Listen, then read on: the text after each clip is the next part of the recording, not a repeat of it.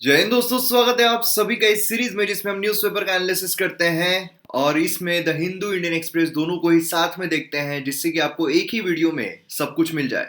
तो आज हम 15 अप्रैल का एनालिसिस जो है वो करने वाले हैं। कल मैंने आपसे पूछा था कि अल्टरनेट डेज लाना सही रहेगा या फिर रोज लाना सही रहेगा।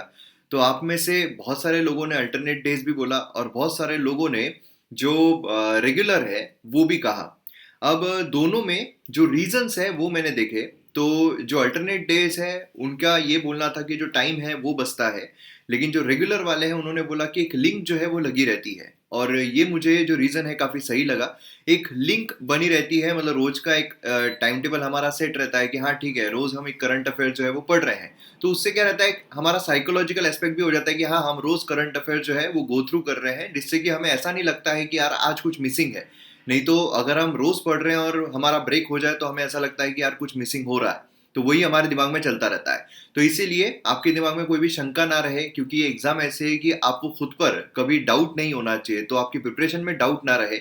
इसलिए मैंने सोचा कि ठीक है, रोज का हम बना लेते हैं और इसमें जो भी इंपॉर्टेंट एडिटोरियल्स रहेंगे वो हम कवर कर लेंगे। तो 15 अप्रैल का आज एनालिसिस है और इस वीडियो को आपके सामने प्रेजेंट कर रहा हूं मैं, मयूर मोगरे। आप पीडीएफ के लिए, क्योंकि ये माइंड मैप है तो पीडीएफ आपके लिए काफी अच्छी साबित होगी। तो पीडीएफ के लिए आप टेलीग्राम चैनल पर फॉलो कर सकते हो। उसके लिए आपको मयूर मोगरे सर्च करना है या फिर लिंक पर जाना है t.me/मयूर मोगरे। तो इस पर जाओगे तो आपको जो पीडीएफ है वो आप डाउनलोड कर सकते हो। बाकी इंस्टाग्राम, फेसबुक, उस पर भी आप फॉलो कर सकते हो। आपकी कोई भी क्वेरीज है तो आप मैसेज कर सकते हो। तो आइए आज के न्यूज़पेपर पर नजर डालते हैं। द हिंदू अगर हम देखते हैं तो उसमें हमें देखने को मिलता है 8th पेज पर जो भी हमारे जो एडिटोरियल्स है वो देखने को मिलते हैं। जैसे कि यहाँ पर अगर हम बात करते हैं why less may be more India and China, तो यहाँ पर इंडिया और चाइना जो उसके बीच में इतनी जो साठ गांठ है वो हमें देखने को मिली, लेकिन उसके बावजूद जो हमारे रिलेशंस है वो हमें सुधरते हुए नजर नहीं आए। तो ये जो आर्टिकल है इस पर हम नजर डालने वाले हैं। देन यहाँ पर institutions, cost and vital cog of trust. यहाँ पर देखिए, ये वाला जो एडिटोरियल है ट्रस्ट के बारे में बात कर रहा है कि हमने ट्रस्ट के बारे में देखा है 2012 2005 किस तरीके से कौन कौन से जो लोग हैं उन्होंने हमारे इंस्टीट्यूशन पर ट्रस्ट दिखाया है। इन सब के बारे में बात हो रही है, कौन से इसने कितना ट्रस्ट दिखाया है, कौन से लोगों को कम ट्रस्ट था, कौन से इंस्टीट्यूशन पर कम ट्रस्ट था, जुडिशरी पर ज्यादा ट्रस्ट था, हमारे जो लॉ मेकिंग है उस पर कम ट्रस्ट। तो ये सारी चीजें जो है इतनी इंपॉर्टेंट नहीं है हमारे एग्जाम परस्पेक्टिव से अगर देखा जाए। देन अगर हम यहाँ पर देखते हैं ट्विन ट्रिबल, ये शॉर्ट में हम देखेंगे क्योंकि इसमें इन्फ्लेशन जो है उसके बारे में बात की जा रही है, तो इस पर नजर डाल लेंगे कौन सी चीजें यहाँ पर बताई जा रही है। मोस्टली जो फैक्चुअल इन्फॉर्मेशन है आपको यहाँ से मिलेगी। ये अगर हम देखते हैं तो ये इंपॉर्टेंट नहीं है, क्योंकि एग्जामिनेशन प्रायोरिटीज यहाँ पर एग्जामिनेशन जो है जो हमने ऑलरेडी कवर किया हुआ है कि जो यूनिवर्सिटीज है वो ओपन हो रही है, एग्जामिनेशन जो है वो होने जा रहे हैं। तो अब ऑफलाइन अगर होते हैं तो उसके लिए जो टेस्टिंग है वो होना जरूरी है, उसी के बारे में यहाँ पर बात की जा रही है। देन उसके बाद अगर हम नेक्स्ट इस पर आते हैं, नेक्स्ट पेज मतलब 9th पेज पर आते हैं, तो इसमें यहाँ पर बात की जा रही है secrecy around death after vaccination. अब देखिए, जो वैक्सीनेशन है उसके बाद जो डेथ है वो देखने को मिल रही है और उसके वजह से जो वैक्सीन हेजिटेंसी है वो निकल कर आ रही है। तो मेरे हिसाब से यहाँ पर जो भी आर्टिकल्स निकलते हैं उसके साइड इफेक्ट्स के बारे में या फिर डेथ के बारे में वैक्सीन के, तो इंपॉर्टेंट कॉन्सेप्ट आता है वैक्सीन हेजिटेंसी का।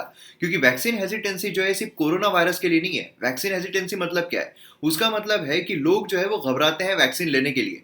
अब ये सिर्फ जो कोरोना वायरस है उसके लिए नहीं है, बहुत सारे जो हमारे यहाँ पर बीमारियां चल रही है उससे रिलेटेड भी वैक्सीन हेजिटेंसी हमें देखने को मिलती है।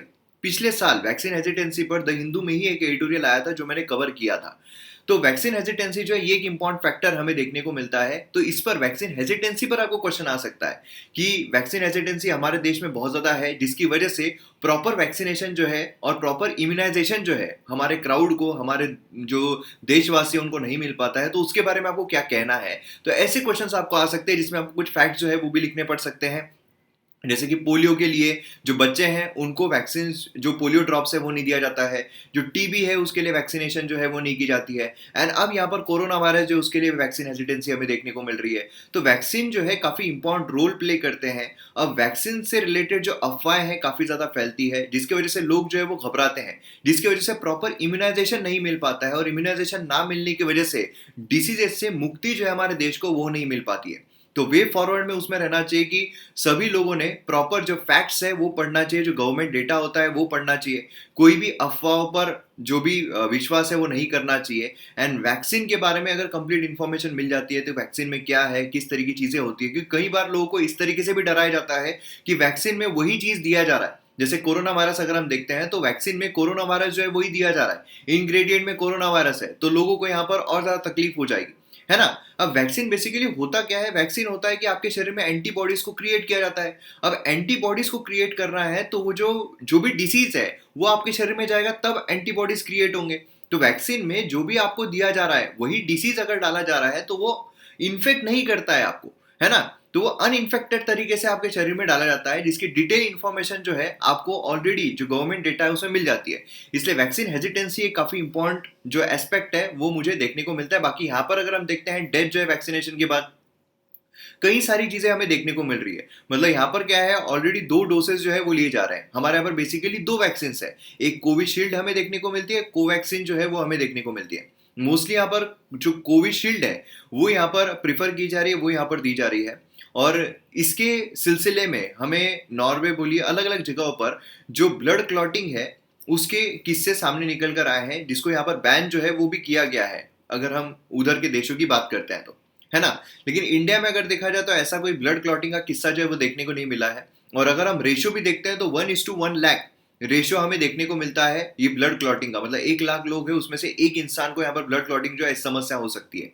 लेकिन उसी के साथ साथ यहाँ पर जो स्ट्रोक है, हार्ट अटैक्स है, वो भी यहाँ पर देखे जा रहे हैं।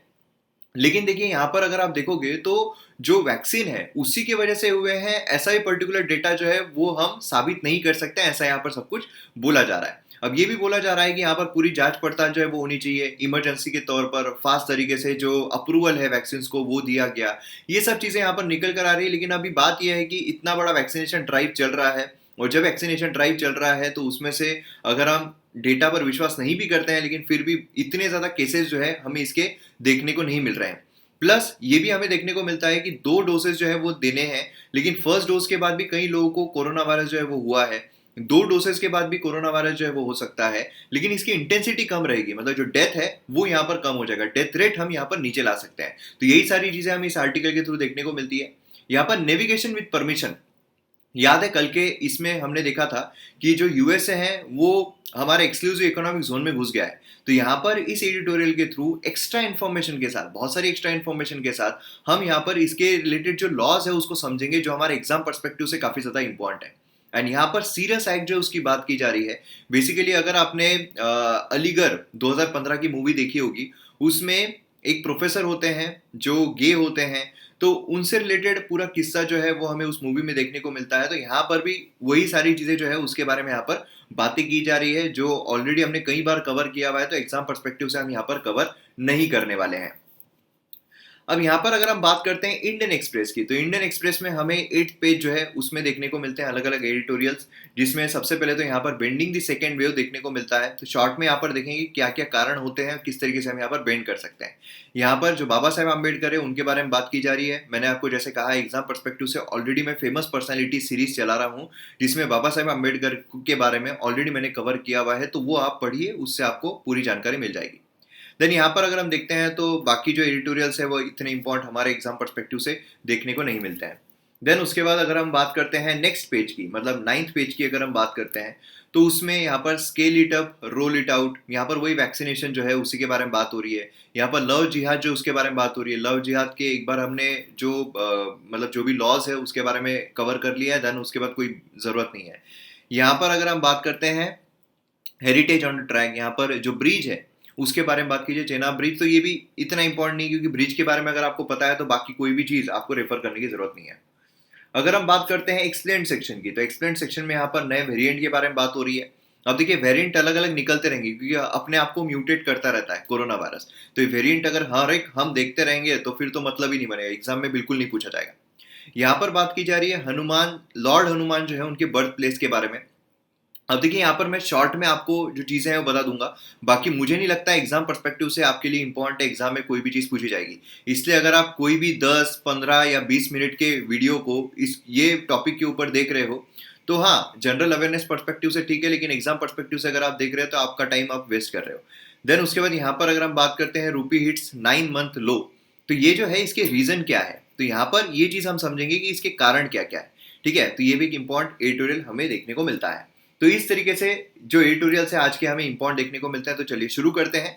लेकिन उससे पहले आपने अगर MM Academy ऐप डाउनलोड नहीं किया है तो जल्द से जल्द कीजिए। यहाँ पर मेरे द्वारा बहुत सारे कोर्सेज जो है आपके लिए लाए जा रहे हैं, जैसे कि यहाँ पर मॉडर्न हिस्ट्री का कोर्स कंप्लीटली अवेलेबल है, एंशिएंट हिस्ट्री कंप्लीटली अवेलेबल है, पॉलिटी कंप्लीटली अवेलेबल है, एथिक्स कंप्लीटली अवेलेबल है, डिजास्टर मैनेजमेंट कंप्लीटली अवेलेबल है। मतलब GS 1 2 3 4 सभी कोर्सेज आपको देखने को मिलेंगे। काफी हाईएस्ट क्वालिटी कंटेंट है। इकोनॉमी का कोर्स चल रहा है, इंटरनल सिक्योरिटी का कोर्स चल रहा है, तो जबरदस्त तरीके से आपको चीजें जो है वो देखने को मिलेगी। और highest quality content, complete syllabus, personal guidance जो है वो भी आपको मिलता है, जहां पर लाइव इंटरेक्शन के थ्रू मैं आपके साथ पर्सनल इंटरेक्शन करता हूँ इंडिविजुअली। एंड उसी के साथ साथ मतलब इतने कम प्राइस, जैसे कि बाकी जगहों पर जितना आपको एक महीने का देना पड़ता है उससे भी कम में एक साल का आप मस्त लेकर एंजॉय कर सकते हो, जिसमें आपको बहुत सारी फैसिलिटीज जो है वो भी मिल जाती है।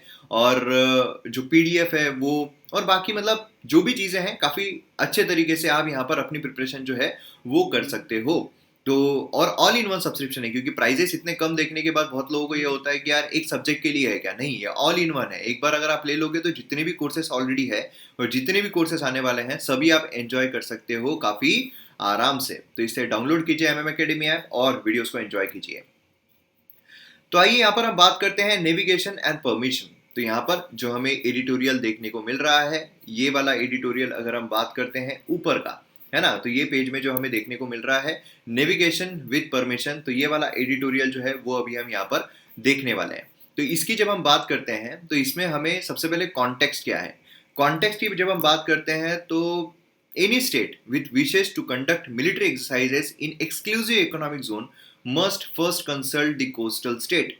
मतलब क्या है, कोई भी ऐसा राज्य, कोई भी ऐसा देश जो मिलिट्री एक्सरसाइज कंडक्ट करना चाहता है एक्सक्लूसिव इकोनॉमिक जोन में किसी और देश के, जैसे कि अगर यूएसए है, यूएसए अगर अपनी मिलिट्री एक्सरसाइज कंडक्ट करना चाहता है किसी और देश के, मतलब फॉर एग्जांपल अगर इंडिया के, तो उसको इस देश से कंसल्ट जो है वो करना जरूरी है। मतलब यूएसए जो है वो हमारे एक्सक्लूसिव इकोनॉमिक जोन में एंटर कर रहा है, इसी संदर्भ में हम यहाँ पर चीजें जो है वो देखने की कोशिश कर रहे हैं। अब यहाँ पर थोड़ा बैकग्राउंड अगर हम देख लें तो उसमें हमें देखने को क्या मिलता है, उसमें देखने को मिलता है अप्रैल 7 यूएसएस 7th फ्लीट डिस्ट्रॉयर, है ना, यूएसएस जॉन पॉल जोन्स, इसने फ्रीडम ऑफ नेविगेशन ऑपरेशन जो है ये कंडक्ट किया 130 nautical mile west of Lakshadweep island. हमारा जो लक्षद्वीप आइलैंड है उसके 130 नॉटिकल माइल जो है उसमें ये फ्रीडम ऑफ नेविगेशन ऑपरेशन जो है ये कंडक्ट किया गया। मतलब बेसिकली अगर आप देखोगे तो इंडिया के एक्सक्लूसिव इकोनॉमिक जोन में ये ऑपरेशन हमें देखने को मिलता है। और दूसरी इंपॉर्टेंट चीज ये है कि बिना इंडिया के कंसेंट के उसको ना ही कोई बताया गया, ना ही रिक्वेस्ट की गई, ना ही कुछ किया गया। अब यहाँ पर अगर आप देखोगे तो प्रेस रिलीज जो यूएसए के द्वारा किया गया, मतलब पहले तो यहाँ पर चोरी की, उसके बाद सीनाजोरी भी कर रहे हैं। प्रेस रिलीज में क्या किया गया, इंडिया का जो रिक्वायरमेंट है और प्रायर कंसेंट ये इनकंसिस्टेंट है विद द इंटरनेशनल लॉ, ऐसा कहा गया कि मतलब अगर हम प्रायर कंसेंट लेना चाहें इंडिया से तो ये इनकंसिस्टेंट है इंटरनेशनल लॉ के। अब इसमें इंडिया का रिस्पॉन्स तो आना ही है। इंडिया ने क्या कहा, UN convention of law of the sea, मतलब यूएन क्लॉज जो है does not authorise other states, ये किसी और स्टेट को, कंट्री को ऑथराइज नहीं करता है कि वो exclusive economic zone continental shelf में कोई भी मिलिट्री एक्सरसाइज, मोनोवर, वेपन, एक्सक्लूसिव कोई भी ऐसी चीज जिसमें ये सारी चीजें इन्वॉल्व है, मतलब वेपन्स एक्सक्लूसिव इन्वॉल्व है, बिना उस कोस्टल स्टेट के कंसेंट के नहीं कर सकते हैं। तो फिर आप यूएसए कैसे क्या कर लिए हो, आपने बहुत बड़ी गलती कर लिए हो, अब यहाँ पर माफी तो मांगनी पड़ेगी। तो ये सारी चीजें हमें यहाँ पर देखने को मिली है। अब हमारे एग्जाम पर्सपेक्टिव से इंपॉर्टेंट क्या है कि लॉ को यहाँ पर अंडरस्टैंड करना है ना, ये तो ठीक है, ये तो तू मैं चलती रहेंगी, बाद में दोनों दोस्त बन जाएंगे, ये सब चलता रहेगा, लेकिन यहाँ पर लॉ को अंडरस्टैंड करना बहुत जरूरी है। जब हम यहाँ पर लॉ को अंडरस्टैंड करते हैं तो हमें क्या देखने को मिलता है, यूएन क्लॉज यहाँ पर बाइंड करता है सभी सिग्नेटरीज को और कस्टमरी इंटरनेशनल लॉ सभी राज्यों के, सभी स्टेट्स के, सभी कंट्रीज के। अब आपके मन में ये सवाल आ रहा होगा कि यहाँ पर जो हम बात कर रहे हैं UN clause, UN clause, UN clause, तो यूएन क्लॉज है क्या, इसके रिगार्डिंग थोड़ी इन्फॉर्मेशन तो दो। अब यहाँ पर भले ही हमारे एडिटोरियल में इसके रिगार्डिंग इन्फॉर्मेशन नहीं दी हुई है जो न्यूज़पेपर है, लेकिन यहाँ पर वीडियोस का बेनिफिट तो तभी होगा ना जबकि हम यहाँ पर न्यूज़पेपर के अलावा कोई चीज़ देखें। नहीं तो क्या है, आप न्यूज़पेपर देख के सारी चीज़ें जो है वो आसानी से देख लोगे, तो उसे मतलब क्या बनेगा, है ना। तो यहाँ पर एक्स्ट्रा इन्फॉर्मेशन के तौर पर मैं आपको यहाँ पर बताता हूँ United Nations convention on the law of sea, UN clause 1982 के बारे में। तो इसके बारे में हम यहाँ पर जानकारी जो है वो ले लेते हैं। ये जानकारी काफी ज्यादा इंपॉर्टेंट है और फिर से मैं बोल रहा हूँ जिन लोगों ने स्किप करके वीडियो देखा हुआ है, स्टार्टिंग का पोर्शन नहीं देखा है, जो पीडीएफ है वो आपके लिए बहुत इंपॉर्टेंट रहेगी, क्योंकि मैंड माइप के थ्रू अगर आप पीडीएफ रिवाइज करते हो तो आपको बहुत ही आसानी जाती है और फटाफट आपका रिवीजन जो है वो भी हो जाता है। पूरे न्यूज़पेपर का रिवीजन 2 से 3 मिनट में आप कर सकते हो। ये मेरा पर्सनल एक्सपीरियंस है, मैंने खुद रिवाइज करके देखा हुआ है, हालांकि एग्जाम नहीं दे रहा हूँ। तो यहाँ पर अगर हम देखते हैं यूनिट क्लॉज के बारे में, तो इसको जो लॉ ऑफ द सी है ये भी यहाँ पर कहा जाता है, known as law of the sea. तो ये भी काफी इंपॉर्टेंट इंफॉर्मेशन है प्रीलिम्स पर्सपेक्टिव से। ये डिवाइड करता है मरीन एरिया को 5 मेन जोन्स में। अब 5 मेन जोन्स कौन से हैं? इसमें हमें इंटरनल वाटर्स देखने को मिलता है, टेरिटोरियल सी देखने को मिलता है, कॉन्टिजियस जोन देखने को मिलता है, एक्सक्लूसिव इकोनॉमिक जोन ईईजेड देखने को मिलता है, हाई सी जो है ये देखने को मिलता है। तो ये 5 जो पार्ट्स है जोन से काफी इंपॉर्टेंट है, एक एक करके सभी को कवर करेंगे। लेकिन उससे पहले एक और प्रीलिम्स पर्सपेक्टिव से इंपॉर्टेंट इंफॉर्मेशन है कि ये जो यूएन क्लॉज है ये ओनली इंटरनेशनल कन्वेंशन है। देखिए जहां भी ओनली आता है आप वहां पर फिसल जाते हो कि यार ये स्टेटमेंट जो है वो गलत होगा, लेकिन ये ओनली इंटरनेशनल कन्वेंशन है जो स्टिपुलेट करता है framework for state jurisdiction in maritime space. तो ये काफी इंपॉर्टेंट इंफॉर्मेशन है प्रीलिम्स पर्सपेक्टिव से। आइए यहाँ पर जो जोन्स है उसके बारे में जान लेते हैं। तो यहाँ पर एक पिक्चर जो है वो दी हुई है जिसमें आपको कंप्लीट जो इंटरनल वाटर है, टेरिटोरियल सी है, कॉन्टिजियस जोन है, हाई सी है, एक्सक्लूसिव इकोनॉमिक जोन है, सभी आपको यहाँ पर देखने को मिलता है। तो यहाँ पर अगर हम फोटो के पर्सपेक्टिव से देखें तो बेसलाइन कौन सी, ये हमें बेसलाइन देखने को मिलती है, ठीक है। अब ये पर्टिकुलरली लैंड है किसी भी देश का, समझ लीजिए इंडिया का। अब यहाँ पर जो बेसलाइन है, बेसलाइन के अंदर जो भी यहाँ पर हमें वाटर बॉडी देखने को मिले, बे बोलिए, लेक बोलिए, जो भी देखने को मिले उसे हम कहेंगे इंटरनल वाटर, ठीक है। उसमें तो पूरा जो कब्जा है वो उस देश का होता है। देन उसके बाद अगर हम बेस लाइन से 12 नॉटिकल माइल्स तक जाते हैं तो हमें टेरिटोरियल सी जो है वो देखने को मिलता है, ये होता है टेरिटोरियल सी। देन उसके बाद अगेन यहाँ पर जो टेरिटोरियल सी है उससे अगर 12 नॉटिकल माइल जाते हैं, मतलब बेस लाइन से कितने हो गए 24 नॉटिकल माइल्स अगर हम देखते हैं, तो हमें यहाँ पर कॉन्टिजियस जोन जो है वो देखने को मिलता है। देन यहाँ पर बेस लाइन से 200 नॉटिकल माइल्स अगर हम देखते हैं तो हमें एक्सक्लूसिव इकोनॉमिक जोन देखने को मिलता है, और एक्सक्लूसिव इकोनॉमिक जोन के अगर बियॉन्ड देखते हैं तो हमें हाई सी जो है ये देखने को मिलता है, ठीक है। एंड अगर आपने ज्योग्राफी के लेक्चर्स देखे हैं एमएम एकेडमी ऐप पर तो उसमें तो हमने कवर किया ही है, कॉन्टिनेंटल शेल्फ क्या होता है, स्लोप क्या होता है, कॉन्टिनेंटल राइस क्या होता है ना। तो ये चीज काफी ज्यादा इंपॉर्टेंट रोल प्ले करती है हमारे एग्जाम पर्सपेक्टिव से। तो एक एक करके इनके बारे में थोड़ी डिटेल इंफॉर्मेशन जो है वो देख लेते हैं। तो सबसे पहले हम बात करेंगे बेस लाइन की। बेस लाइन क्या है, जैसे हमने यहाँ पर फोटो में देखा है, बार बार मैं आपको फोटो नहीं दिखाऊंगा, एक बार फोटो आपने, मैं उम्मीद करता हूँ अपने दिमाग में बिठा लिए, अगर नहीं बिठाई तो थोड़ा पीछे रिवाइंड कर लीजिए वीडियो को एंड अगेन वो फोटो देखिए। अब यहाँ पर हम एक एक करके चीजों को समझते हैं। बेस लाइन अगर हम देखते हैं तो लो वाटर लाइन जो कोस्ट के अलॉन्ग हमें देखने को मिलती है, ऑफिशियली रिकॉग्नाइज की जाती है कोस्टल स्टेट के द्वारा, ठीक है, मतलब उस देश के द्वारा।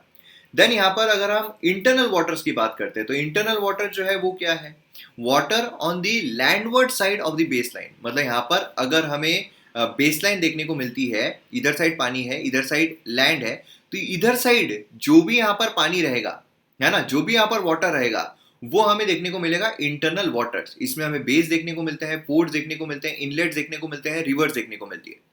Each coastal state has full sovereignty over its internal water, है ना, like its land territory। हर एक कोस्टल स्टेट जो है उसकी फुल सोवरनिटी होती है इस पर। कोस्टल स्टेट की यहाँ पर क्या बात हो रही है, यहाँ पर इंडिया की बात हो रही है, ठीक है, इंडिया की बात हो रही है। यहाँ पर स्टेट मतलब गवर्नमेंट होती है, ठीक है, उस कंट्री की, उस देश की। कोस्टल स्टेट, यहाँ पर हमारा देश जो है कोस्टल स्टेट है, तो फुल सोवरनिटी जो है वो होती है इनलैंड वाटर, कंप्लीट सोवरनिटी, मतलब वो उसका राज है उस पर। लेकिन यहाँ पर no right of innocent passage through internal water. ये जो इंटरनल वाटर है उसे जो इनोसेंट पैसेज जा रहा है, ये पैसेज, इनोसेंट पैसेज मतलब क्या है, passing through water which are not prejudicial to peace and security. कहीं और जो निकल रहा है ना, सुमड़ी में किसी और की गली जा रहे हो, उस तरीके से नहीं होता है। देन यहाँ पर अगर हम टेरिटोरियल सी की बात करते हैं, टेरिटोरियल सी यहाँ पर seaward up to 12 nautical miles from its base line, जो हमने देखा था यहाँ पर बेस लाइन है उसे 12 नॉटिकल माइल्स अगर हम देखते हैं। अब नॉटिकल माइल्स क्या है, तो एक नॉटिकल माइल मतलब होता है 1.1508 लैंड माइल्स या फिर 1.85 किलोमीटर। ठीक है, तो ऑलमोस्ट आप यहाँ पर 2 किलोमीटर समझ सकते हो, उससे थोड़ा कम करना पड़ेगा आपको। ठीक है, अगर आपको एकदम रफली कैलकुलेट करना है तो यहाँ पर बेसिकली क्या है, 12 नॉटिकल माइल्स अगर हम देखते हैं तो बेस लाइन से वो हमें टेरिटोरियल सी जो है वो देखने को मिलता है। अब कोस्टल स्टेट, उसकी सोवरेनिटी और ज्यूरिडिक्शन जो है टेरिटोरियल सी पर होता है। सोवरेनिटी भी होता है, ज्यूरिडिक्शन भी होता है ना। लेकिन यहाँ पर अगर आप देखोगे right extend not only on the surface, लेकिन उसी के साथ यहाँ पर सरफेस जो है उस पर तो है ही, जो सरफेस पर हमें देखने को मिल रहा है, लेकिन जो सी बेड है, सब सॉइल है, एयर स्पेस है, सभी पर जो राइट है वो हमें देखने को मिलता है। बहुत ज्यादा इंपॉर्टेंट है ये जो पैच है ना, ये काफी ज्यादा इंपॉर्टेंट है हमारे एग्जाम पर्सपेक्टिव से, सीधा प्रीलिम्स में कंफ्यूज करने के लिए पूछा जा सकता है। ये भी लिमिटेड है इनोसेंट पैसेज से। ठीक है, देन उसके बाद नेक्स्ट हम जाते हैं जो कॉन्टिजियस जोन है। ठीक है, कॉन्टिजियस जोन की अगर हम बात करते हैं तो ये यहाँ पर एक्सटेंड होता है up to 24 nautical miles base line से, 24 नॉटिकल माइल्स। ठीक है, ये इंटरमीडिएटरी जोन होता है territorial C and high sea के बीच में। देन यहाँ पर कोस्टल स्टेट का अधिकार होता है both to prevent and punish infringement of physical, immigration and sanitary, है ना, जो भी कस्टमरी लॉज उसके टेरिटोरियल सी के अंडर में होते हैं, तो पनिश करने का भी उसको यहाँ पर अधिकार होता है अगर कोई भी यहाँ पर कुछ घातक चीजें कर रहा है। अनलाइक टेरिटोरियल सी, कॉन्टिजियस जोन जो है ये ज्यूरिडिक्शन देता है ओशन सरफेस एंड फ्लोअर पर, मतलब ये एयर एंड स्पेस जो राइट है उस पर ये अधिकार जो है वो नहीं देता है। बहुत इंपॉर्टेंट है प्रीलिम्स पर्सपेक्टिव से। ठीक है, देन हम बात करते हैं यहाँ पर एक्सक्लूसिव इकोनॉमिक जोन, भैया जिसकी चर्चा यहाँ पर इतनी हो रही है। तो एक्सक्लूसिव इकोनॉमिक जोन अगर हम देखते हैं तो ये 200 नॉटिकल माइल्स तक जाता है। ठीक है, 200 नॉटिकल माइल्स तक जाता है, 1.85 किलोमीटर, है ना। तो ये एक नॉटिकल माइल होता है, 200 कितना हो गया कैलकुलेट कर लेना। तो यहाँ पर इतना जाता है बेस लाइन से। कोस्टल स्टेट के पास यहाँ पर सोवेरेन राइट्स होते हैं। क्यों, किस चीज के सोवेरेन राइट्स होते हैं, अधिकार होते हैं, सुप्रीम अधिकार होते हैं। एक्सप्लोरेशन, कोई भी अगर वहां पर उस पर्टिकुलर एरिया में एक्सप्लोर करना है, एक्सप्लॉइट करना है, कोई अगर हमें मिनरल मिलता है उसे अगर हमें एक्सप्लॉइट करना है। देन यहाँ पर कंजर्वेशन अगर कोई करना है, कोरल रीफ्स वगैरह कुछ है तो एक कंजर्वेशन करना है, या मैनेज करना है नेचुरल रिसोर्सेस को, वेदर वो लिविंग हो सकते हैं या नॉन लिविंग हो सकते हैं, सी बेड सब सॉइल पर। ठीक है, उसी के साथ यहाँ पर जो प्रोडक्शन है एनर्जी का राइट उसके अधिकार होते हैं, पानी, करंट्स, विंड्स, मतलब कोई भी उसको अगर एनर्जी डेवलप करना है, ठीक है, मतलब समझिए टाइडल एनर्जी से अगर उसको कुछ एनर्जी डेवलप करना है तो वो भी उसको यहाँ पर उसके अधिकार जो है वो रहेंगे। एक्सक्लूसिव इकोनॉमिक जोन जो है वो अलाउ करता है रिसोर्सेस राइट। ये यहाँ पर कोस्टल स्टेट को अधिकार नहीं देता है कि वो प्रोहिबिट करे या लिमिट करे फ्रीडम ऑफ नेविगेशन और ओवरफ्लाइट। मतलब यहाँ पर क्या है, ओवरफ्लाइट जो होता है और जो फ्रीडम ऑफ नेविगेशन है उसको ये लिमिट या प्रोहिबिट नहीं कर सकता है। हाँ, कुछ लिमिटेशन यहाँ पर दिए जा सकते हैं। तो ये भी चीज एक आपको बहुत इंपॉर्टेंट चीज है जो आपको ध्यान में रखना है, क्योंकि इस पर आपको सीधा सवाल जो है वो आ सकता है, स्टेटमेंट जो है वो दिया जा सकता है। देन उसके बाद हम बात करते हैं यहाँ पर हाई सी के बारे में। हाई सी अगर हम देखते हैं तो ocean surface and water column जो एक्सक्लूसिव इकोनॉमिक जोन के बियॉन्ड है उसे हम कहते हैं यहाँ पर हाई सी। कंसिडर किया जाता है common heritage of all Mankind, सभी के लिए कॉमन हेरिटेज है। ठीक है, ये बियॉन्ड इन नेशनल ज्यूरिडिक्शन होता है, मतलब किसी भी नेशनल ज्यूरिडिक्शन के अंडर में नहीं आएगा। यहाँ पर स्टेट जो है वो यहाँ पर पीसफुल पर्पस के लिए जो एक्टिविटीज है, ट्रांजिट बोलिए, मरीन साइंस बोलिए, अंडर से एक्सप्लोरेशन बोलिए, ये यहाँ पर कर सकते हैं। ठीक है, तो ये चीज काफी इंपॉर्टेंट है। अब आते हैं हम हमारे जो मैटर था उस पर। तो देखिए यहाँ पर यूएन क्लॉज अगर हम देखते हैं तो एक और प्रीलिम्स पर्सपेक्टिव से जो इंपॉर्टेंट फैक्ट आता है, India is a party to UN clause while US is not. ठीक है, तो ये भी चीज काफी इंपॉर्टेंट है। अब इसमें अगर हम बात करते हैं लीगल इंटरप्रिटेशन की, लीगल इंटरप्रिटेशन क्या है, तो इसमें हमें देखने को मिलता है आर्टिकल 58 एंड आर्टिकल 87।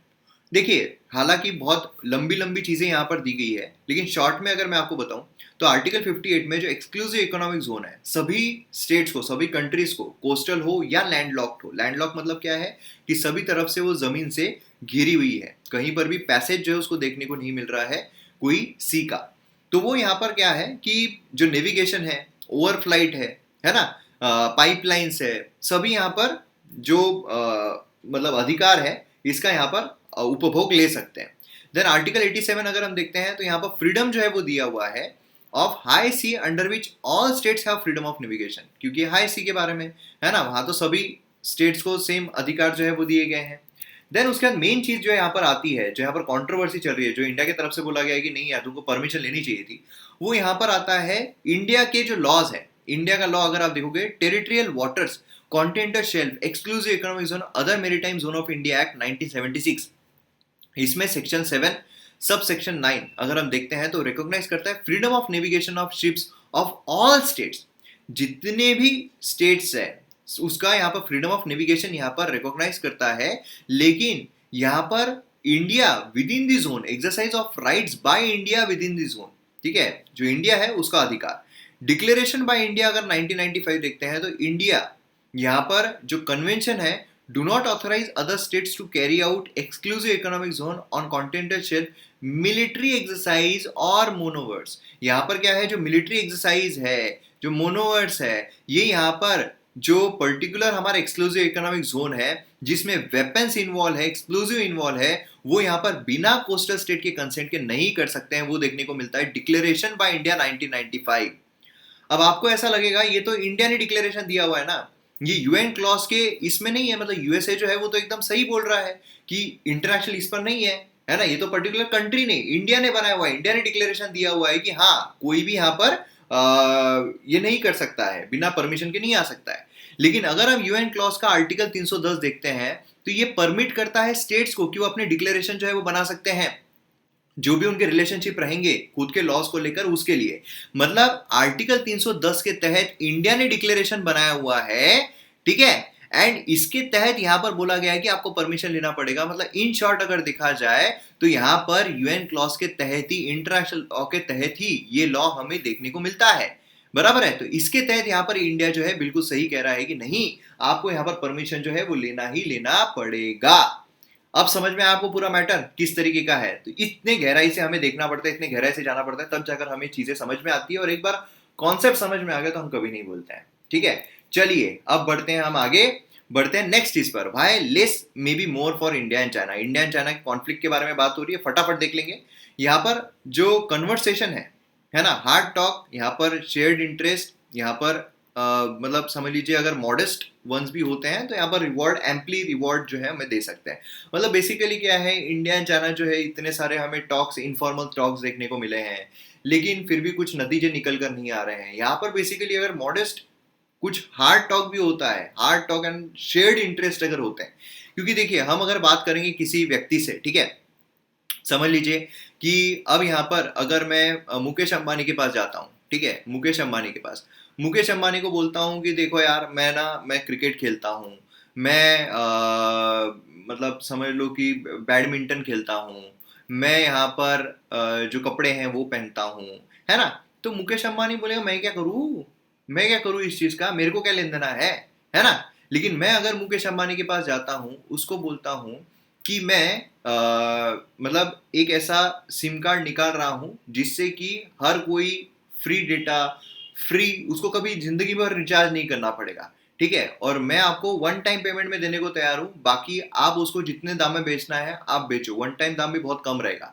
या फिर ऑनलाइन में आपकी जियो का कंटिन्यूअसली प्रमोशन करता रहूंगा, कंटिन्यूअसली वीडियोस लाइव चलता रहेगा, सिर्फ जियो जियो जियो जियो जियो चलता रहेगा। तो अब यहाँ पर मुकेश जो है मुझे सुनेगा, है ना, अब यहाँ पर बोलेगा कि हाँ चलो बताओ क्या मैटर है ना। तो ये चीज हमें यहाँ पर देखने को मिलती है। तो मतलब बेसिकली क्या है कि अगर शेयर्ड इंटरेस्ट होता है तो यहाँ पर बातचीत सही ढंग से हो सकती है। अगर हम हमारे दुख बताते रहेंगे या उसके दुख सुनते रहेंगे तो यहाँ पर कोई मतलब नहीं बनेगा, बराबर है। तो अब यहाँ पर जब हम बात करते हैं शेयर्ड इंटरेस्ट की, तो यहाँ पर जो भी एक्सपेक्टेशन हमारी रही है हैम्पर्ड किया गया है किस तरीके से। तो यहाँ पर देखिए इंडिया चाइना रिलेशन जो है वो यहाँ पर जो एक्सपेक्टेशन है, जो रिलेशनशिप है, काफी बर्डन्ड हुई है। मतलब यहाँ पर अगर आप देखोगे तो डिसअपॉइंटमेंट की तरफ ही हमें देखने को मिला है। मतलब 1950s में अगर हम देखते हैं तो हम यहाँ पर जो आइडियलाइज्ड नोशन है हमारे कि यहाँ पर हम बहुत अच्छे ढंग से रहेंगे, हिंदी चीनी भाई भाई इस तरीके से रहेंगे, तो वो यहाँ पर पैन एशिया बोलिए, जो सिविलाइजेशनल पार्टनरशिप बोलिए, ये सबसे हम सीधे किस पर मुड़ गए, किस पर हमारी मुड़ गई जो नैया है वो कन्फ्रंटेशन पर। अल्टीमेटली जो 1962 का वॉर है उस पर हमें यहाँ पर मुड़ते हुए हम देखने को मिले, बराबर है। देन यहाँ पर अगर हम देखते हैं तो हमें देखने को मिलता है कि मोर रिसेंटली यहाँ पर इनफॉर्मल समिट्स हमें देखने को मिले, वुहान में 2018 में, एंड देन यहाँ पर ममल्लपुरम जो है नियर चेन्नई, वहां पर हमें 2019 में देखने को मिला। यहाँ पर इनफॉर्मल टॉक्स हुए, लेकिन फिर भी यहाँ पर अगर आप देखोगे तो अनडिस्टर्ब पीस जो है बॉर्डर पर, है ना। लेकिन ये भी क्या हुआ, ये भी कुछ खास उसके नतीजे जो है वो निकल कर नहीं आए जो हमें बहुत ही अच्छा कुछ समाचार दे पाए।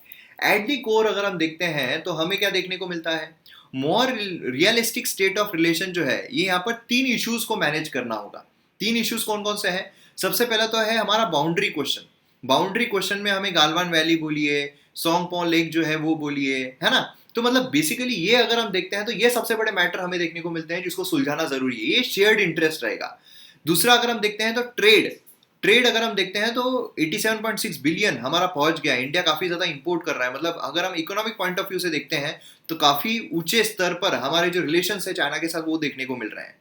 एंड तीसरा आता है कि थर्ड पार्टी को इन्वॉल्व करना, मतलब हमारे जो कॉन्फ्लिक्ट चल रहे हैं ये 2 वे रिलेशनशिप है, उसमें अगर तीसरे इंसान को बुलाएंगे तो फिर प्रॉब्लम ही क्रिएट होगा, है ना। जैसे बॉयफ्रेंड गर्लफ्रेंड है तो बॉयफ्रेंड गर्लफ्रेंड के इसमें अगर झगड़ा होता है, अगर कोई भी यहाँ पर थर्ड फ्रेंड को बुलाता है तो यहाँ पर दूरियां जो है और ज्यादा बढ़ती जाती है, ठीक है। तो ये चीज हमें यहाँ पर देखने को मिलती है। तो मोर रियलिस्टिक स्टेट रिलेशन जो है ये 3 बेसिस पर हमें यहाँ पर देखने को मिलने चाहिए।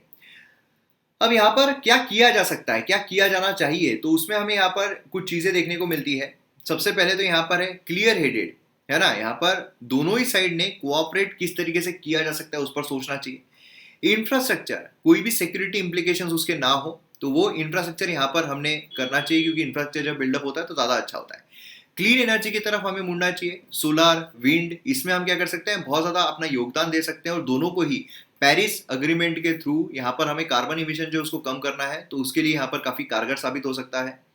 दोनों ही साइड का यहाँ पर थर्ड पार्टी किस तरीके से इन्वॉल्व हो सकती है, उसके फैक्टर्स क्या क्या होंगे, उस पर क्लियर कट बात होनी चाहिए। और हमें यहाँ पर एक सतर्कता भी बरतनी है। सतर्कता किसमें, role of about 5G, 5G जो है उसमें हमें यहाँ पर काफी सतर्कता जो है वो बरतनी होगी, ठीक है। तो ये चीजें हम यहाँ पर बेसिकली करनी चाहिए, तो ये हमें यहाँ पर देखने को मिलता है।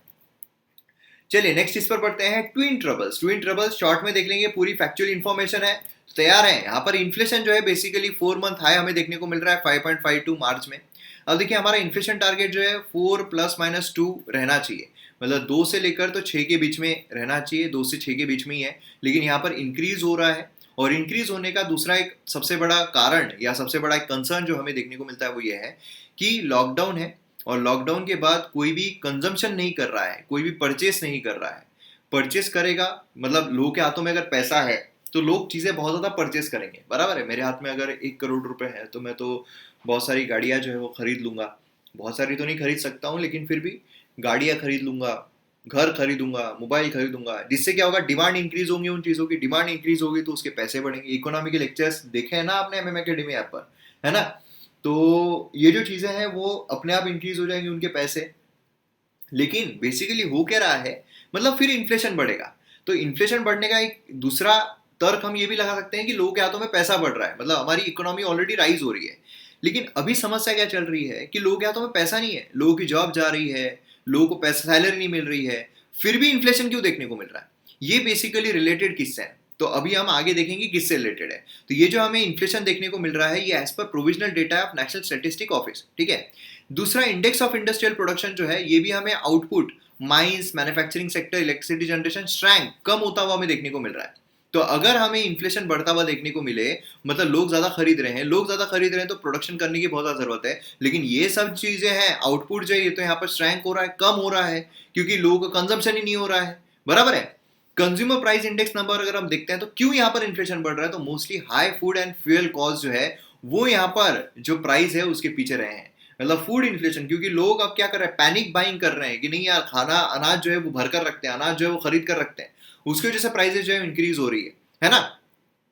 अब यहाँ पर सेंटर और स्टेट को जो फ्यूल टैक्सेस है उसमें अगर कटौती नहीं लाते हैं तो फिर यहाँ पर जो प्राइसेस है उसमें कटौती आना मुश्किल है।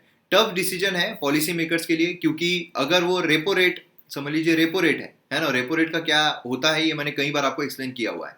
रेपो रेट अगर वो बढ़ाते हैं कि इन्फ्लेशन यहाँ पर बढ़ रहा है तो रेपो रेट हम बढ़ा देते हैं, तो लोग और ज्यादा खरीदी नहीं करेंगे, तो एक्चुअल जो चीजें खरीदी होनी चाहिए वो नहीं होगी, इंडस्ट्रीज को और भारी नुकसान होगा। जो रियल एस्टेट है उसको भारी नुकसान होगा। अगर वो रेपो रेट कम कर देते हैं तो इन्फ्लेशन और ज़्यादा यहाँ पर राइज हो सकता है, जो हमारा टारगेट है उससे बाहर जा सकता है। तो ऐसे सिनारियो में प्रॉब्लम बहुत ज़्यादा बढ़ जाता है। तो मोस्टली फूड से रिलेटेड अगर प्रॉब्लम है तो उसको स्टैगफ्लेशन भी कहा जाता है, कि ग्रोथ हमारे स्टैग्नेंट है लेकिन इन्फ्लेशन भी बहुत ज़्यादा है। तो ऐसे सिनारियो में जो फूड प्रोडक्ट्स है उसका सप्लाई यहाँ पर बढ़ा देना, ये इसमें भलाई होती है। सप्लाई अगर हम बढ़ाते हैं तो अपने आप यहाँ पर क्या होगा, सप्लाई इंक्रीज होगा तो जो वैल्यू है उसकी कम हो जाएगी, मतलब प्राइसेस जो है स्टेबलाइज हो जाएंगे। तो ये चीज़ हमें यहाँ पर देखने को मिलती है। अब यहाँ पर हम बात करते हैं bending the second wave. Indian express का एडिटोरियल अगर हम देखते हैं तो उसमें हमें देखने को मिलता है वेव को बेंड करना। क्यों? कॉन्टेक्ट सेकेंड वेव जो है कोविड पेंडेमिक की बहुत ज्यादा बढ़ गई। यहाँ पर आप देख सकते हो ये फर्स्ट वेव, यहाँ पर सेकेंड वेव उससे भी तेजी से, उससे भी बहुत बुरी तरीके से स्प्रेड हो रही है। अब इसमें साइज जो है एपिडेमिक का ये तीन चीजों पर होता है। एक तो साइज ऑफ पूल ऑफ जो ससेप्टेबल पॉपुलेशन है, दूसरा पैटर्न ऑफ कॉन्टैक्ट जो मेंबर ऑफ पॉपुलेशन में है, तीसरा probability spread during the contact, कितनी प्रोबेबिलिटी की वो स्प्रेड हो रहा है। ठीक है, तो ये तीन चीज़ों पर यहाँ पर डिपेंड होता है। तो यहाँ पर अगर हम नए वेरिएंट की बात करते हैं तो इसका पोटेंशियल है कि वो दोनों वेज में, इन्फेक्शियस वे में चेंज हो सकता है। यहाँ पर सेकेंड वेव में काफ़ी इन्फेक्शियस हो गया है, काफ़ी इन्फेक्शन बढ़ रहा है, एंड यहाँ पर कॉन्स्टेंट विजिलेंस जो है उसकी रिक्वायरमेंट यहाँ पर हमें देखने को मिलती है। देखिए यहाँ पर ये भी बोला जा रहा है कि फर्स्ट वेव में इतने सारे लोग जो है ऑलरेडी इन्फेक्ट हो चुके हैं, सेकेंड वेव में इन्फेक्ट होना काफ़ी मुश्किल है इतने सारे लोग। लेकिन दूसरा बात ये भी आती है कि ये नया वेरिएंट निकल कर आ रहे हैं, नए नए म्यूटेशन की वजह से वेरिएंट आ रहे हैं। तो ये हो सकता है इसके लिए एंटीबॉडीज तैयार ना हो, और एंटीबॉडीज भी इंसान में कितने टाइम के लिए रहते हैं वो भी कुछ खासकर पता नहीं चल रहा है। जो हम वैक्सीनेशन कर रहे हैं, वैक्सीनेशन ड्राइव निकाल रहे हैं, लेकिन उसके बावजूद यहाँ पर ये जो अभी वेव चल रही है उससे कोई हेल्प नहीं मिलेगी, क्योंकि 2 डोजेस लेने पड़ते हैं, उसमें भी काफी वक्त जो है बीत जाता है। उसके बाद भी जो सेकेंड डोज है उसके बाद भी 30 दिन के बाद से बोलते हैं कि आप सिक्योर्ड हो, लेकिन उसमें भी 95% इफिकेसी है। तो हो सकता है कि यहाँ पर आपको कोरोना जो है वो हो जाए, है ना। तो वो भी एक समस्या जो है वो निकल कर आ रही है। तो बहुत सारे प्रॉब्लम्स है इसमें। बेसिकली यही है कि प्रॉपर कम्युनिकेशन जो है वो होना चाहिए, क्योंकि गवर्नमेंट प्रॉपर कम्युनिकेशन जो है वो नहीं कर पा रही है, जिससे क्या हो रहा है, प्रॉब्लम्स क्रिएट हो रहे हैं, हेजिटेंसी से रिलेटेड बोलिए, जो भी यहाँ पर समस्याएं निकल कर आ रही है। तो प्रॉपर कम्युनिकेशन नेटवर्क जो है वो यहाँ पर बिल्ड करना चाहिए, वो यहाँ पर बताया जा रहा है। नेक्स्ट यहाँ पर हम बात करते हैं रूपी हिट्स 9 मंथ लो। रूपी की अगर हम बात करते हैं तो काफी बुरी तरीके से हिट हुआ है। इंडियन रूपी 9 मंथ लो हो गया है 75.4 अगेंस्ट यूएस डॉलर, 4.5% लॉस किया है। अब यहाँ पर अगर हम बात करते हैं करेंसी की, तो देखिए यहाँ पर आप अलग अलग करेंसी जो उसके बारे में देख सकते हो। ये 7.80 मार्च 22, ये मार्च 22 8.14, चेंज जो है ये 4.36। इसमें इंडियन रूपी 72 से 75.4 पर आ गया है। ब्राजीलियन अगर हम देखते हैं 5.51 से 5.73, रशियन 74 77, थाई अगर हम भट देखते हैं 30 31, है ना। तो ये सारे हमें देखने को मिल रहे हैं। तो ये चीज आपको पता रहना चाहिए, कम हो रहे हैं। ठीक है, देखिए ये जो रूपी होता है ये भी डिमांड एंड सप्लाई पर ही चलता है। डिमांड सप्लाई नहीं पता है तो इकोनॉमी के लेक्चर्स जो चल रहे हैं एमएम एकेडमी ऐप पर, वो रेफर करो, उसमें कंप्लीट इन्फॉर्मेशन आपको मिलेगी। अब यहाँ पर रीजंस क्या है, की रीजंस क्या है कि हमें यहाँ पर जो राइज है, जो हमारा पैसा है उसकी डीवैल्यूएशन देखने को मिल रही है। सबसे पहला है कोविड नंबर जो है वो इंक्रीज हो रहा है भाई साहब। मतलब यहाँ पर जो स्ट्रिंजेंट लॉकडाउन लगाया जा रहा है, कोविड नंबर यहाँ पर राइज हो रहे हैं, स्ट्रिंजेंट लॉकडाउन लगाया जा रहा है, जिसकी वजह से यहाँ पर जो ट्रस्ट है वो यहाँ पर खोते जाते हैं। और ये एक बहुत बड़ा कारण हमें देखने को मिलता है कि जो हमारा रूपी है वो अपनी वैल्यू खो रहा है, रूपी डिप्रिशिएट हो रहा है, रूपी डिवैल्यूएट हो रहा है। इसका मतलब क्या है, रूपी की वैल्यू जो है वो गिरती जा रही है, रूपी की वैल्यू जो है वो कम हो रही है। इसके कंपैरेटिवली जो दूसरी यूएस डॉलर है उसकी जो ट्रस्ट वर्दी है वो बढ़ती जा रही है, ऐसा हमें देखने को मिलता है। दूसरा अगर हम देखते हैं तो यहाँ पर डॉलर स्ट्रेंथन हो रहा है। मतलब क्या है कि यहाँ पर देखिए जो रूपी है डिवैल्यूएट हो रहा है, हम 2 तरीकों से बोल सकते हैं। ठीक है, मतलब समझ लीजिए ये 2 बंदे हैं। ठीक है, ये 2 बंदे हैं। अब ये 2 बंदों में ये जो है इसकी हाइट कम हो गई। हम कैसे बोल सकते हैं, या तो इसकी हाइट एक्चुअल में यहाँ पर कम हो गई है तब हम बोलेंगे इसकी हाइट कम हो गई है, या फिर कंपैरेटिवली इसकी हाइट जो है बढ़ गई है तो हम बोलेंगे इसकी हाइट जो है वो कम हो गई है। बराबर है, तो वही यहाँ पर हो रहा है। मतलब यूएस डॉलर जो है एंड इंडियन रूपी जो है, यूएस डॉलर यहाँ पर बढ़ रहा है तो अपने आप इंडियन रूपी जो है कम हो गया है, ऐसा हमें देखने को मिलता है। तीसरा, लास्ट वीक आरबीआई ने यहाँ पर जी सैप प्रोग्राम अनाउंस किया जिसमें लिक्विडिटी इन्फ्यूज करेंगे। लिक्विडिटी मतलब और पैसा आएगा और रुपये आएगा। मतलब बेसिकली क्या हो रहा है, रुपये का सप्लाई जो है वो यहाँ पर इंक्रीज हो रहा है। सप्लाई किसी भी चीज का इंक्रीज होता है तो उसकी वैल्यू जो है वो क्या होती है, डिप्रिशिएट होती है। तो वो चीज हमें देखने को मिल रही है। लास्ट आता है फॉरेन पोर्टफोलियो इन्वेस्टर्स। इसमें फॉरेन पोर्टफोलियो इन्वेस्टमेंट अगर हम देखते हैं तो यहाँ पर 1.94 लाख करोड़ जो है वो लाया गया था पुल आउट किया गया है 2263 करोड़। अब ये क्या हो रहा है, एफपीआई पुल आउट करने से क्या होगा? देखिए एंजेला जोली ने अगर इंडिया में इन्वेस्ट किया तो वो इंडिया में इन्वेस्ट करेगी, अपना यूएस डॉलर लेकर आएगी और रुपी जो है वो यहां पर लेगी, बराबर है, रुपी जो है वो यहां पर लेगी। अब रुपी जब ले रही है मतलब रुपी की डिमांड जो है वो यहां पर इंक्रीज हो रही है, डिमांड इंक्रीज हो रही है मतलब उसकी वैल्यू जो है वो ऊपर जा रही है, बराबर है। अब यहां पर पुल आउट कर रही है, जब लेकर जा रही है तो कन्वर्ट करके जाएगी वो डॉलर्स में, डॉलर्स में कन्वर्ट कर रही है, मतलब क्या हो रहा है, डॉलर की डिमांड जो है वो इंक्रीज हो रही है as compare to rupee, demand increase हो रही है तो डॉलर ऊपर जाएगा, रुपी जो उसकी वैल्यू यहाँ पर डिफ्रेंशिएट होती जाएगी। तो ये फॉरेन पोर्टफोलियो इन्वेस्टमेंट जो है ये भी कारण हमें देखें, तो ये 4 कारण है जिसके तहत हमें रुपी की वैल्यू जो है डिफ्रेंशिएट होती हुई देखने को मिल रही है। समझ में आ गया? बहुत इंपॉर्टेंट चीज है। अब यहाँ पर हम देखते हैं लॉर्ड हनुमान जो है उनके बर्थ प्लेस के बारे में जो कंट्रोवर्सी चल रही है। अगेन मैं बोल रहा हूँ कि एग्जाम पर्सपेक्टिव से इंपॉर्टेंट नहीं है, लेकिन आपको थोड़ी इंफॉर्मेशन रहनी चाहिए, इसलिए मैं 1 मिनट में इसको खत्म कर दूंगा। बाकी आपकी मर्जी है आप कितना वक्त कौन से टॉपिक पर देते हो। यहाँ पर अगर हम बात करते हैं कॉन्टेस्ट की, तो सदर्न स्टेट जो है कर्नाटका आंध्र प्रदेश, ये एंगेज है tussle over the birth place of Hanuman. Karnataka का क्लेम है कि हनुमान जी जो है ये बॉर्न हुए थे जो एंजियद्री हिल है जो किशी किंडा यहाँ पर हिम्पी के पास नॉर्थ कर्नाटका में। आंध्र जो उनका यहाँ पर है कि जो अजंद्री है, ठीक है, 7 hills of Tirumala birth place है। अब तीसरा स्पॉट भी हमें देखने को मिल रहा है जो प्रोजेक्ट किया जा रहा है पॉसिबल बर्थ प्लेस रामायणा के रेफरेंस से। तो यहाँ पर जो रघवेश्वर भारती है जो हेड है यहाँ पर, उनके द्वारा बोला गया डिस्ट्रिक्ट जो है कर्नाटका में शिवमोगा, उन्होंने क्लेम किया एक्चुअल स्पॉट है एट कुडली बीच कोस्टल कर्नाटका गोकर्णा। तो ये हमें यहाँ पर देखने को मिलता है कि यहाँ पर उन्होंने खुद बोला था ऐसे। देन यहाँ पर अगर हम देखते हैं तो हमें देखने को मिलता है फर्स्ट कौन थे जिन्होंने क्लेम किया था बर्थ प्लेस, दिसंबर में तिरुमला तिरुपति देवस्थानम जो है मैनेज करते टेम्पल को इंक्लूडिंग तिरुमला आंध्र प्रदेश में, ठीक है। देन यहाँ पर एक्सपर्ट पैनल जो है उसमें लिए गए वैदिक स्कॉलर्स, आर्कियोलॉजिस्ट, इसरो साइंटिस्ट, जिसमें स्टडी कर रहे थे जो हनुमान जी की बर्थ प्लेस है उसको।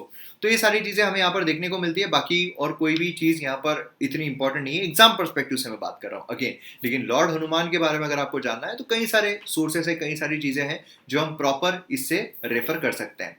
तो यहाँ पर हमारा ये जो वीडियो है वो खत्म होता है। मैं उम्मीद करता हूँ आपको वीडियो पसंद आया होगा, शेयर जरूर कीजिए, पीडीएफ के लिए टेलीग्राम पर फॉलो कीजिए, सब्सक्राइब कीजिए चैनल को। मिलते हैं अगले वीडियो में। जय हिंद।